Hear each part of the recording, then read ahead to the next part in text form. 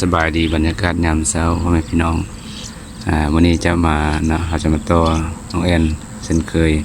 แต่ว่าพิเศษวันนี้เจ้าของสวนก็จะล้อมหัวนะ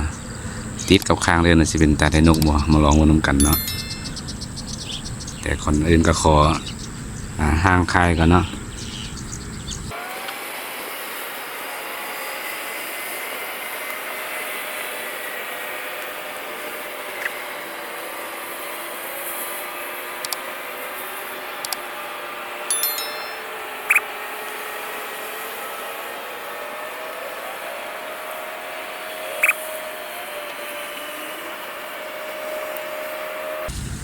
เจ้าที่กลางค่ายแล้วเขาก็จะมาเปิดเครื่องเสียงเหมือนนะ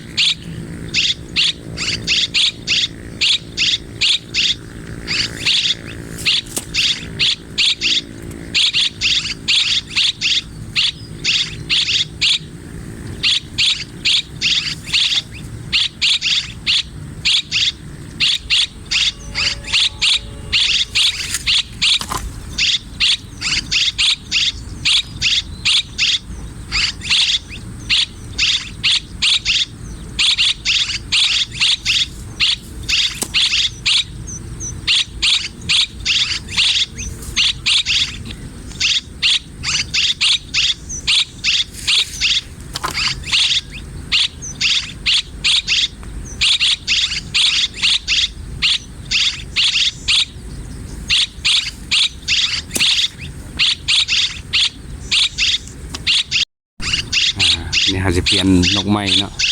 นกไม้มัดใส่พอนกเก่าที่เขาจงไว้หลายมือนี่มันจ้อยแล้วเนาะเอาไปปล่อยมัน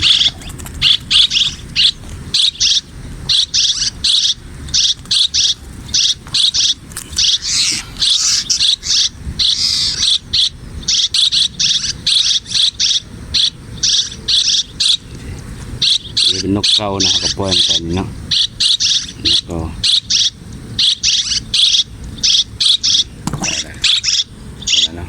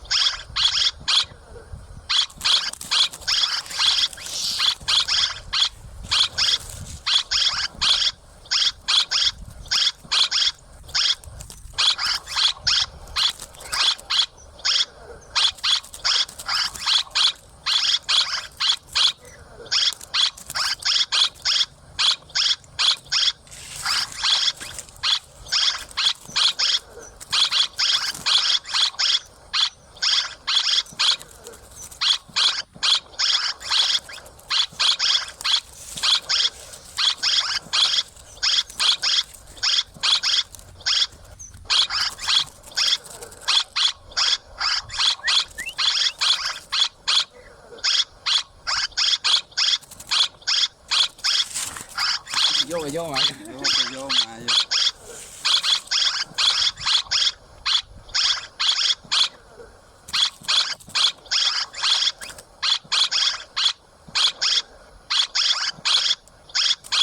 ยังหัวเข้าตาเสียบ้างคัดเอาได้ลังสามเบอร์สามแห้งก็ดีนะอ่อนเนาะ หลังที่มันต้อง3เด็ด